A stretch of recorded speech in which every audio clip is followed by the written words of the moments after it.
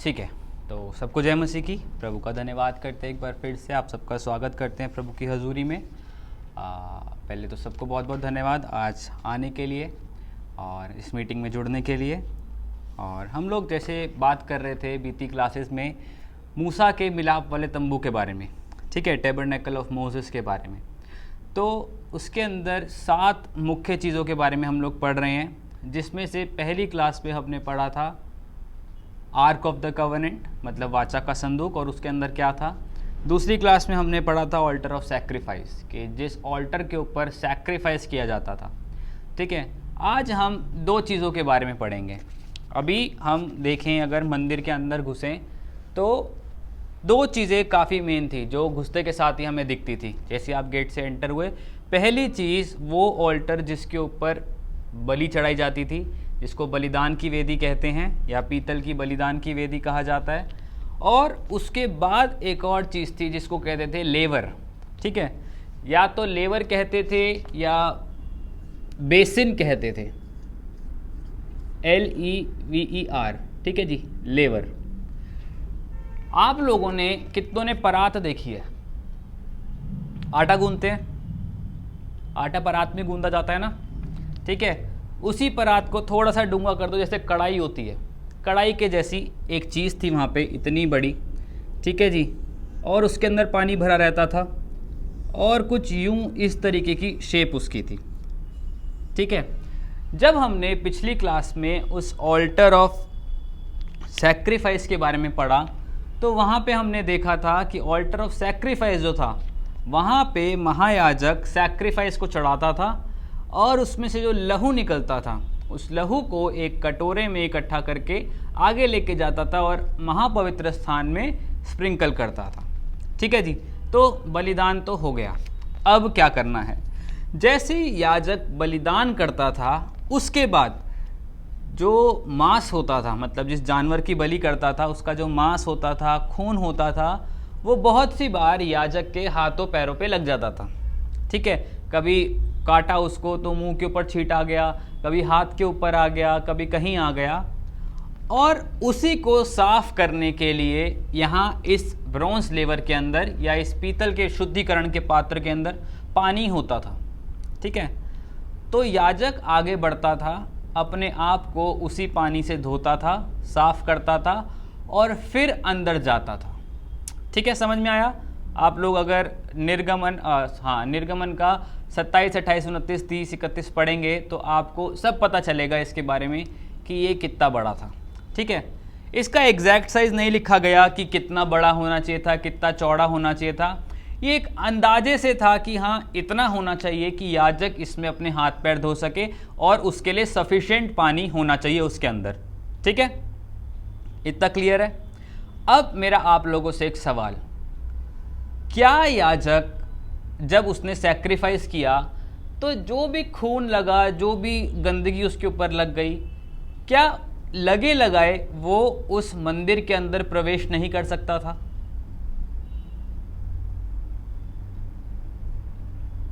बताइए। अगर बलिदान दिया तो बलिदान तो यहोवा के लिए दे रहा है।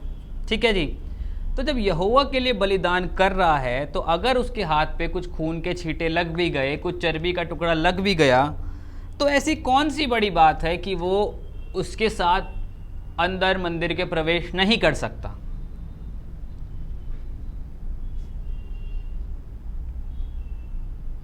जब आप लोग प्रार्थना करने बैठते हैं, ठीक है, आपने किसी मच्छर को मार दिया अपने हाथ पे और उस मच्छर का खून आपके हाथ पे लग गया, तो क्या आप पहले उठ के जाएंगे उस खून को साफ करेंगे या प्रार्थना में लगे रहेंगे? बताइए, क्या करेंगे आप? प्रार्थना में लगे रहेंगे। मतलब अगर हमारे हाथ पे कुछ गंदगी लग भी गई तो हम इतना बॉदर नहीं करेंगे उसके लिए। ठीक है, क्योंकि हम उस समय प्रभु की हजूरी में हैं। लेकिन बाइबल साफ बता रही है यहाँ पे कि ये इसीलिए दिया गया था कि याजक अपने आप को शुद्ध करके अंदर जाए। क्यों? बलिदान भी वो यहोवा के लिए ही दे रहा है। ठीक है, कुछ लग भी गया तो आगे जाके यहोवा को ही चढ़ाना है। तो क्यों ऐसा हुआ कि उसको उस चीज को हटाने की जरूरत पड़ी?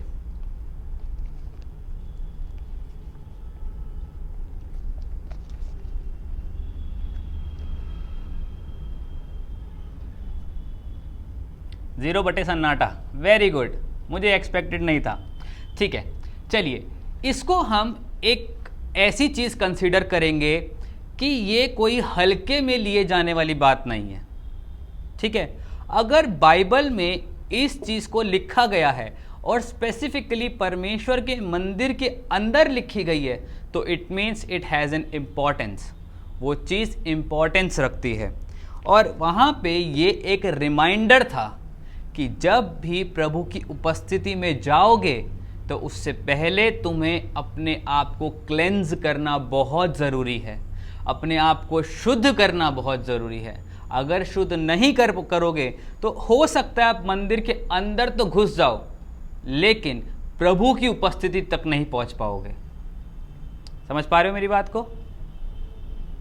कि अगर प्रभु की उपस्थिति में बढ़ना है, अगर प्रभु की उपस्थिति तक पहुंचना है, तो आपको सैक्रिफाइस करने के बाद अपने आप को क्लेंज करना, अपने आप को शुद्ध करना बहुत ज़रूरी है।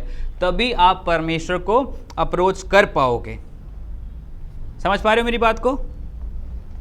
इससे पहले वाली जो जगह थी जहाँ पे याजक प्रायश्चित के लिए बकरा काटता था, मेमना काटता था, वहाँ पे उसने सब कुछ को किया। यहाँ पे आके उसने हाथ को धोया और यहाँ पे हमने रिमाइंडर लिया कि अब प्रभु की हुजूरी में जाने के लिए हमें अपने आप को क्लेंज करना बहुत ज़रूरी है। यहाँ पे तो पानी से क्लेंज किया, लेकिन आप और मैं किस चीज़ से अपने आप को क्लेंज करते हैं? हमें किस चीज़ से क्लेंज करने की ज़रूरत है अपने आप को? यीशु के लहू से, बहुत बढ़िया, यीशु के लहू से हमें जो है अपने आप को धोने की ज़रूरत है, आवश्यकता है कि आज जब हम परमेश्वर की हजूरी के पास भी आएँ तो उससे पहले अपने आप को यीशु मसीह के लहू में कवर करें, अपने आप को उसके लहू से धोएं, ताकि जब हम परमेश्वर की उपस्थिति में जाए तो हमारे पाप हमको ना दिखे। क्या दिखे? हम यीशु के लहू में नहाए हुए उसको दिखें और उसकी हजूरी के और करीब जा सकें। जब यीशु ने अपनी जान को दिया उस क्रूस के ऊपर, तो वहाँ पे लिखा है कि जब वो क्रूस के ऊपर मारा गया तो एक सोल्जर ने आके उसकी पसली में भाला मारा। ठीक है जी, जब सोल्जर ने या सैनिक ने भाला मारा तो उसके अंदर से लहू नहीं निकला, उसके अंदर से क्या निकला? पानी निकला। आप चाहो तो मती, मरकुस, लूका, यूहन्ना चारों में पढ़ सकते हो इस बात को, कि जब भाला मारा गया तो उसके अंदर से पानी निकला। वो क्यों निकला? लहू क्यों नहीं निकला? हर चीज का एक महत्व है।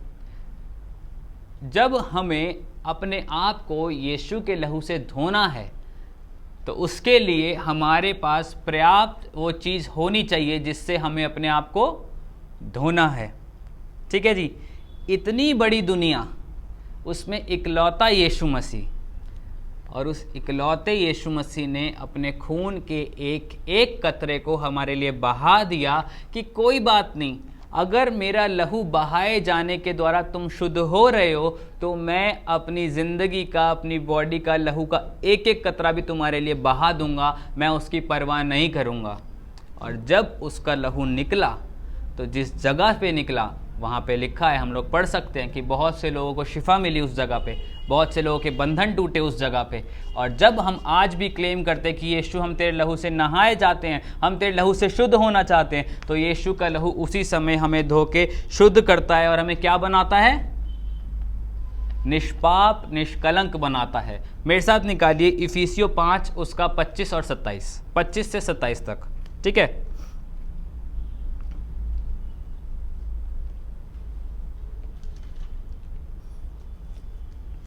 इफिसियों 5 उसका 25 और 25, 26, 27। जी बिल्कुल,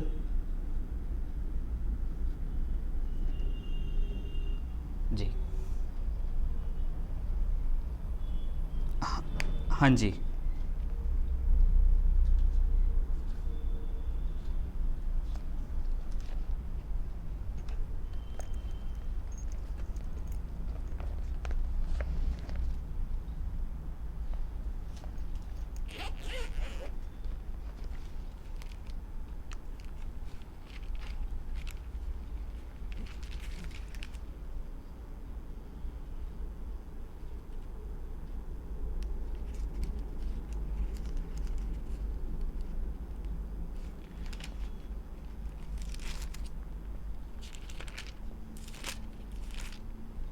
ठीक है, क्या करो?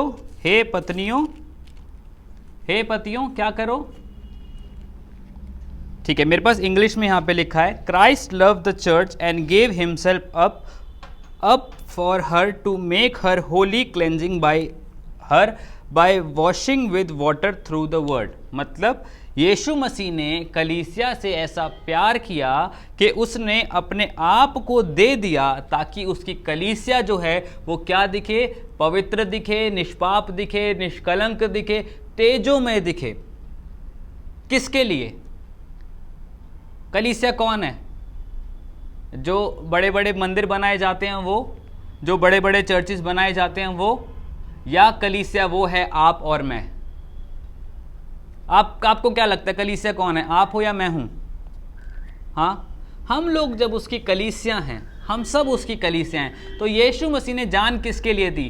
पर्टिकुलरली, पर्सनली मेरे लिए, ताकि मेरे पापों का जो बोझ था वो मेरे ऊपर ना रहे, मैं यीशु मसीह के लहू से धुल जाऊं और नया हो सकूं। और नया हो कि खाली ज़मीन तक ना रहूं, बल्कि परमेश्वर को अप्रोच कर सकूं।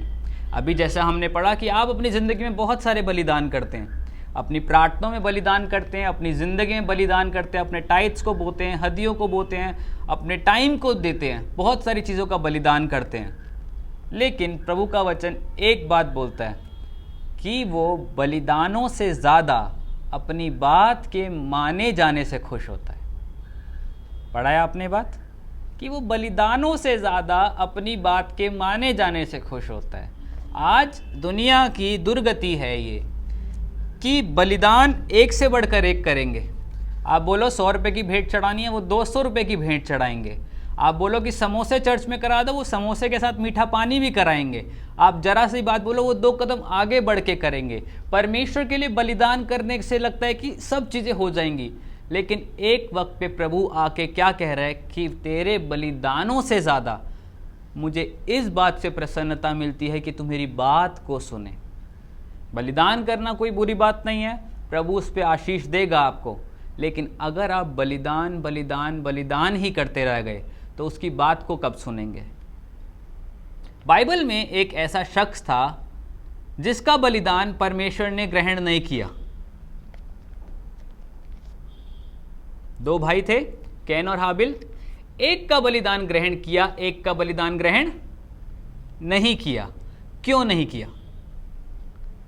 मैं एक जगह इस बात को बता रहा था, मैंने पूछा कि वो बलिदान क्यों नहीं ग्रहण किया, तो एक ने बोला कि पास्टर जी वो क्या कहते हैं, घास फूस लेकर आया था, सब्जियां लेकर आया था, और जब बलिदान की बात आती है तो वहाँ पे मांस का होना बहुत ज़रूरी है। ठीक है, कोई बात नहीं, वेरी गुड। दूसरे भाई का ग्रहण हुआ, दूसरा भाई बलिदान के लिए मांस लेकर आया था, इसलिए उसको ग्रहण किया गया। मैंने कहा वेरी गुड, आप बिल्कुल सही जा रहे हैं, लेकिन ज़रा इस बात को थोड़ा सा पहले सोचिए। जिस भाई की भेंट ग्रहण की गई उसने भी तो प्रभु से पूछा था कि प्रभु मैं तेरे लिए क्या लेकर आऊं जो तुझको मन भावना लग सके। प्रभु ने उसे बोला होगा कि तू ये चीज़ लेकर आ, और इसलिए उसकी भेंट ग्रहण की गई।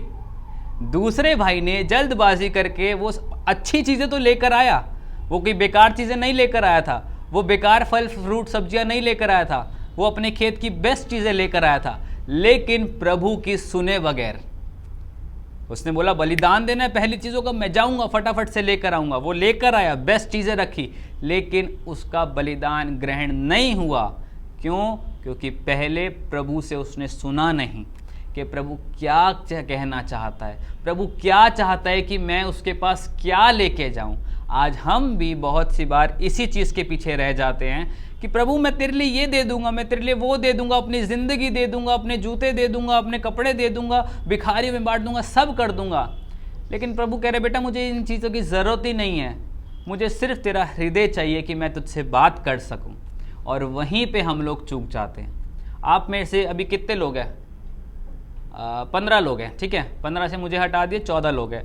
14 में से हम कितने लोगों के लिए कह सकते हैं कि हम में से पहले प्रभु की सुनते हैं और उसके बाद कुछ काम करते हैं, और जब तक प्रभु का आंसर नहीं आता हम हटते नहीं हैं? कितने कह सकते हैं? 1 2 3 4 5 बस।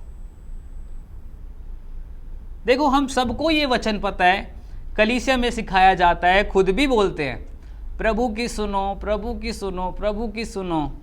लेकिन जब सुनने की बारी आती है तो कितने लोग बैठते हैं उसके सुनने के लिए।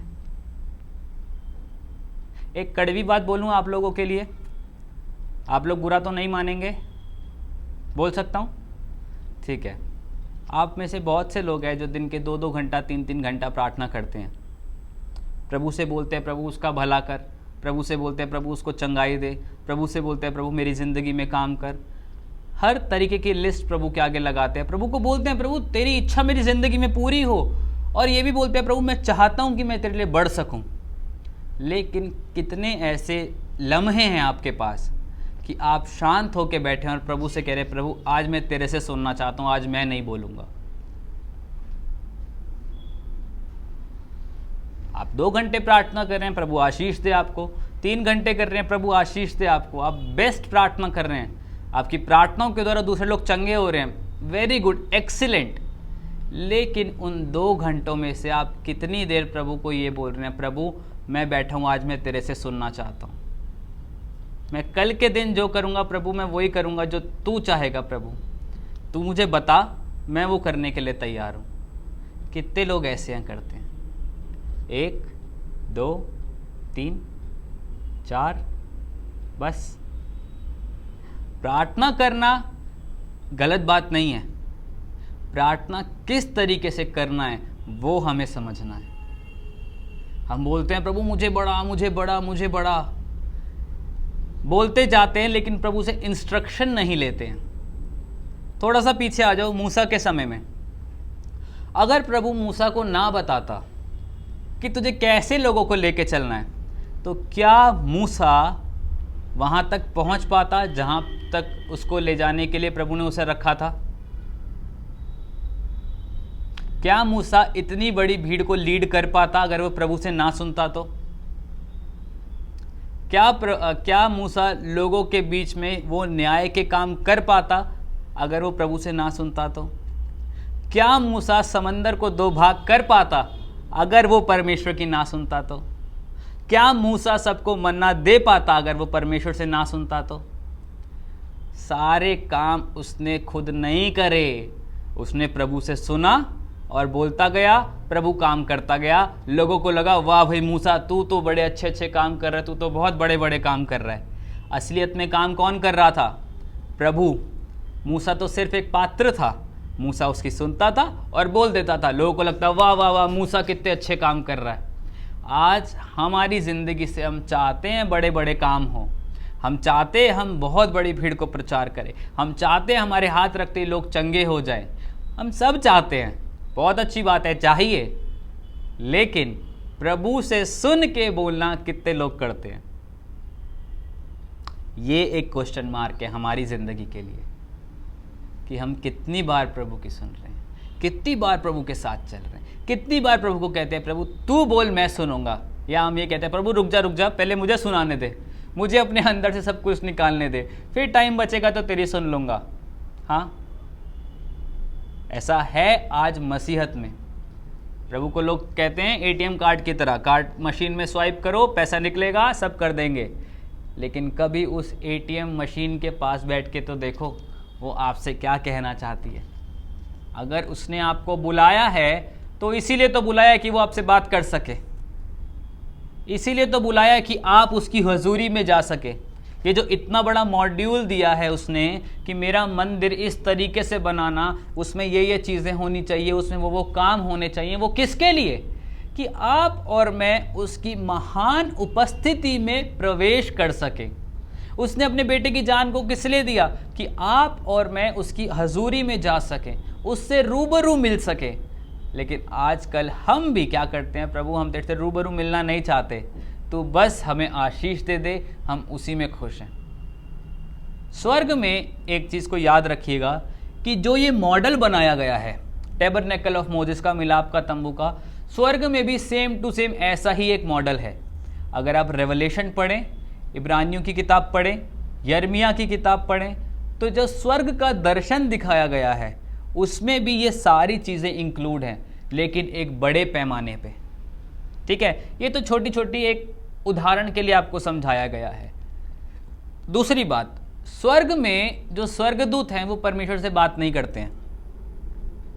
रेवलेशन पढ़ो, इब्रानियों पढ़ो, दानियल पढ़ो, यिर्मयाह पढ़ो, यशाया पढ़ो, वो स्वर्गदूत सिर्फ एक ही बात कर रहे हैं, पवित्र पवित्र पवित्र जो था, जो है, जो आने वाला है, पवित्र पवित्र पवित्र जो था, जो है, जो आने वाला है। कोई बात नहीं करता प्रभु से।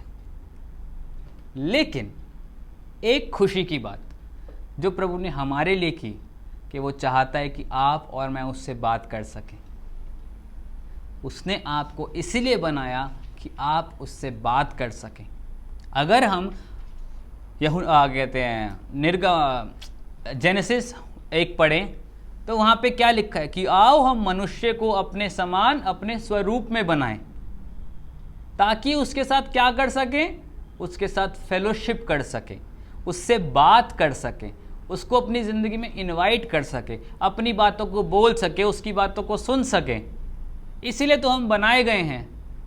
अच्छा, अब मैं आपको एक बात बोलूं, ठीक है, अपराजिता दीदी दिख रही हैं और नीतू दीदी दिख रही हैं। मैं आपको एक बात बोलूं, आपने मुझसे कोई क्वेश्चन किया, दीदी दीदी दीदी दीदी दीदी दीदी दीदी दीदी दीदी दीदी दीदी, हर वर्ड दीदी दीदी दीदी, आप पक नहीं जाओगे? आपको कैसा लगेगा? आप पूछो भैया खाना होगे, दीदी, पानी पियोगे, दीदी, यहाँ जाओगे, दीदी, वहाँ जाओगे, दीदी, हर बात पे दीदी दीदी दीदी करते रहोगे, आप भी खिंच जाओगे कि यार ये कैसा बंदा है, दूसरा कोई वर्ड ही नहीं बोलता। मैं चाहती हूँ इससे बात करना, मैं चाहती हूँ समझना इसको कि ये क्या चाहता है, ये एक ही वर्ड पे अटक गया। वैसे ही स्वर्ग में भी है, वो प्रभु की स्तुति कर रहे हैं, आराधना कर रहे हैं, लेकिन प्रभु अपने मन की बातों को खोलना चाहता है, वो लोग भी नहीं सुन पा रहे हैं। लेकिन प्रभु ने आपको और मेरे को मौका दिया है कि हम उसके दिल की बात को सुन सकें, अपने दिल की बात को उसको सुना सकें, उसके साथ चल सके, उसके साथ खा सके, उसके साथ उठ सके, बैठ सके, सब कुछ उसके साथ कर सके। लेकिन नहीं, हम भी दीदी दीदी दीदी दीदी दीदी दीदी अटके ही पड़े हैं। तो कैसे काम होगा रे? कैसे आगे बढ़ेंगे रे? कैसे हम प्रभु के साथ चलेंगे अगर हम उसकी सुनेंगे नहीं तो? अभी मैं आपसे 1 साल पहले की बात करूं, जब तक ये क्लास स्टार्ट नहीं हुई थी तब तक ना मैं आपको जानता था ना आप मुझे जानते थे। ठीक है, 1-2 बार नाइट मीटिंग में देख लिया, हाँ जी जय मसीह की, हो गया, इससे ज़्यादा कुछ भी नहीं। ठीक है, और अभी इस क्लास में से मैं कह सकता हूँ कि 10 से 15 बंदों से मिला ही नहीं। ठीक है, लेकिन फिर भी आप मुझे अच्छे से जानते हैं, मैं आपको अच्छे से जानता हूँ। क्यों? हम डेली फेलोशिप करते हैं, हम डेली बात करते हैं, हम अपनी प्रार्थनाओं को शेयर करते हैं, अपने प्रार्थना रिक्वेस्ट को शेयर करते हैं, और इससे हमारी जो नज़दीकियाँ हैं हम सबकी बढ़ गई प्रभु में। वैसे ही तो प्रभु चाहता है कि बेटा जब तू मेरी उपस्थिति में आ, तो मैं भी तो तुझसे यही चाहता हूँ कि मैं तेरे साथ बात कर सकूँ, मैं अपनी उपस्थिति को तेरे ऊपर जाहिर कर सकूँ, मैं अपने आप को तुझ पे जाहिर कर सकूँ कि देख मैं तेरे लिए क्या कुछ नहीं कर सकता। लेकिन हम वही उन्हीं चीज़ों में फंसे पड़ते हैं, और फिर हमें कहते हैं कि प्रभु ये नहीं हो रहा, प्रभु वो नहीं हो रहा। आज यहाँ पे जब हम सीख रहे हैं इस लेवर के ऊपर, तो उसके अंदर जाने के लिए हमें अपने आप को क्लेंज करना बहुत ज़रूरी है, ताकि हम प्रभु को अप्रोच कर सकें, ताकि हम आगे बढ़ सकें। और अगर आप यीशु के लहू से धुले नहीं हैं तो आप कभी भी स्वर्ग राज में प्रवेश नहीं कर सकते, आप प्रभु की हजूरी में प्रवेश नहीं कर सकते। एक छोटी सी बात मैं और बोलना चाहता हूँ कि जब यीशु मसीह ने अपनी जान को दिया, उसने अपने सारे लहू को यहाँ बहा दिया। ठीक है जी, एक भी लहू का कतरा यहाँ पे उसके शरीर में नहीं रह गया था, सारा का सारा लहू उसके शरीर से निकल गया था। ठीक है जी, ये सब हम लोगों को पता है। क्यों? बाइबल बताती है कि स्वर्ग में लहू का कुछ काम ही नहीं है। स्वर्ग में आपके शरीर का इस जो मांस है इसका कोई काम ही नहीं है। स्वर्ग में खाली आत्मा का काम है। तो अगर वो अपने लहू को वहां लेके जाता तो क्या हो जाता? क्या हो जाता बताओ? जब उसने अपने शरीर के लहू के एक एक कतरे को बहा दिया, ताकि सबके लिए वो लहू सफिशिएंट हो। कोई ये ना बोले कि प्रभु मैं रह गया, प्रभु मैं रह गया। सब जितना उसके पास था उसने सब दे दिया, जो कुछ उसके पास था वो उसने सब दे दिया। किसके लिए? आपके और मेरे लिए, ताकि हम उसके लहू से धुल के जब नए बने तो प्रभु को अप्रोच कर सके, प्रभु के एक्सेप्टेबल बन सके। अगर हम प्रभु के एक्सेप्टेबल नहीं बन सकते तो उसकी जान देने का क्या फ़ायदा होता? तो क्यों उसको अपनी जान को देना पड़ता? क्यों प्रभु कहता कि नहीं मेरा बच्चा जाएगा? क्यों यीशु मसीह बोलता कि प्रभु तू इनको एक मौका और दे? यीशु मसीह आपसे मुझसे बेहद प्यार करता है, वो आपसे मुझसे बेहद मोहब्बत करता है और वो चाहता है हमारी ज़िंदगी में काम करना, वो चाहता है हमें अपने और करीब लेकर आना। यिर्मयाह 33:3 क्या कहता है? Call unto me and I will answer. तू मुझे पुकार, मैं तुझे आंसर करूँगा, मैं तेरी दुहाइयों को सुनूंगा। क्यों सुनेगा? क्योंकि वो चाहता है हमसे बात करना, वो चाहता है हमें अपना बनाना, वो चाहता है हमसे गले लगना। आप में से मैं अगर पूछूं कि कितनों का क्लोज इनकाउंटर यीशु मसीह के साथ हुआ है, तो मैं गिनती से कह सकता हूँ 5 या 6 बंदे निकलेंगे। बाकी बंदे अभी भी उसके एक ग्रेट इनकाउंटर से वंचित हैं।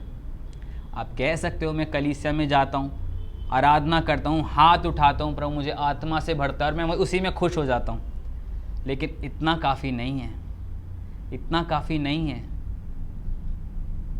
अगर प्रभु के साथ चलना है तो एक क्लोज एनकाउंटर का होना बहुत ज़रूरी है कि आप उसको रूबरू महसूस कर सको, आप जान सको कि उसका दिल क्या कहता है आपके लिए।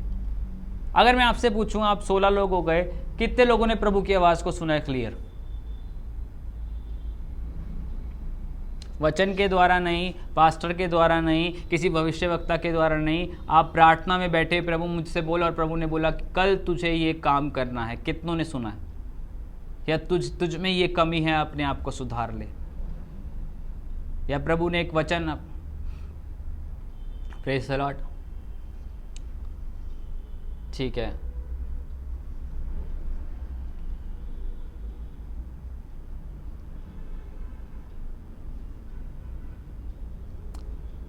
ठीक है, ठीक है। तो एक सिस्टर कह रही हैं कि मैंने प्रभु से पूछा, प्रभु तेरी मेरी ज़िंदगी के लिए क्या इच्छा है? तो प्रभु ने उसको बोला, my daughter come to me, मेरी बेटी मेरे करीब आ। ठीक है, चलो एक और जय मसीह की सिस्टर जी।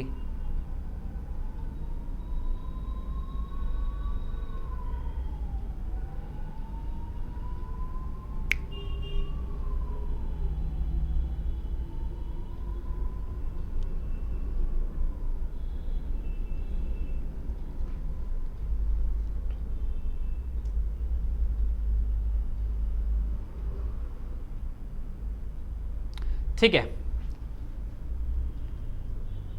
ठीक है, ठीक है, ठीक है, ओके, कोई बात नहीं, ग्रेट। तो सिस्टर कह रही है कि मैं रात के समय में प्रभु से कुछ पूछा और प्रभु ने मुझको इस तरीके आंसर किया कि इस चीज़ को झाड़ दे, मतलब इस चीज़ को अपने पास से अलग कर दे। लेकिन वो समझ नहीं पाई कि क्या ये प्रभु की आवाज़ है या किसी और की आवाज़ है या ये मेरे अंदर मन की आवाज़ है। यही कहना चाहते हैं सिस्टर? ठीक है, हाँ जी, हाँ जी, बताइए।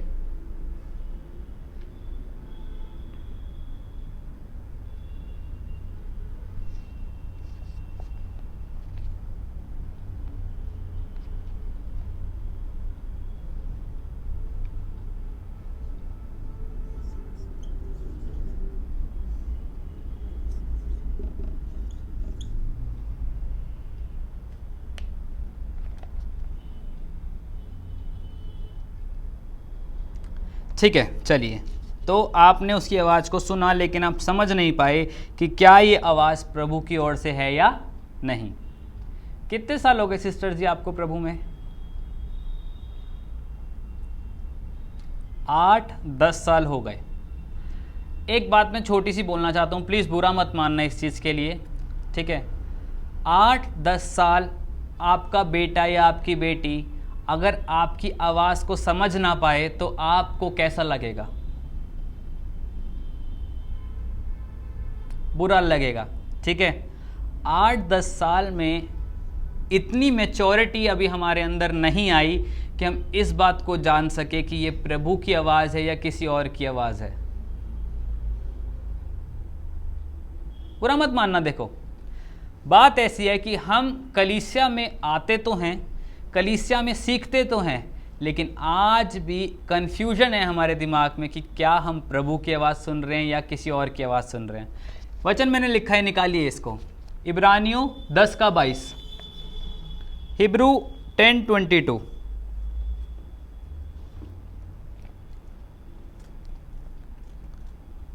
बहुत प्यारी आयत है, आपको अभी पता चल जाएगा कि आप किसकी आवाज़ को सुन रहे हैं, किसकी आवाज़ के पीछे चल रहे हैं, और सारे आंसर्स आपको मिल जाएंगे।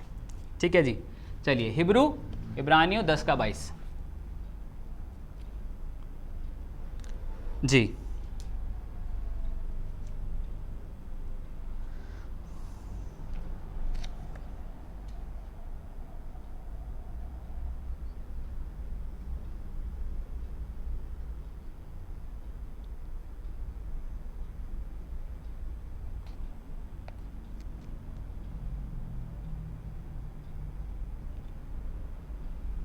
ठीक है, इंग्लिश में मेरे पास लिखा है, हाँ बस इतना काफ़ी है। इंग्लिश में मेरे पास लिखा है, let us draw near to God, हम परमेश्वर के समीप जाएं। कैसे? विद अ सिंसियर हार्ट, मतलब अपने विश्वास को सिंसियरिटी के साथ लेके कि हाँ प्रभु हमें ये विश्वास है। दूसरा, heart in full assurance of faith, faith के साथ, विश्वास के साथ, हाँ और पूरे विश्वास के साथ। आपका विश्वास क्या है? जब भी प्रभु से बात करे तो मन में ये ख्याल ना रखे प्रभु क्या ये तेरी आवाज़ है, क्या वो तेरी आवाज़ है। नहीं, अगर आपको विश्वास है कि पवित्र आत्मा आपके अंदर रहता है, अगर आपको विश्वास है कि प्रभु आपसे बात करता है और वो आपसे कुछ कह रहा है, तो आपको ये विश्वास भी होगा और अपने मन के अंदर एक अद्भुत शांति होगी कि हाँ ये बात प्रभु ने मुझे बोली है। ठीक है जी, तो जब भी उसकी आवाज़ को सुने, जब भी उसके पास जाएं, तो पूरे विश्वास के साथ जाएं। और साथ में क्या लिखा है?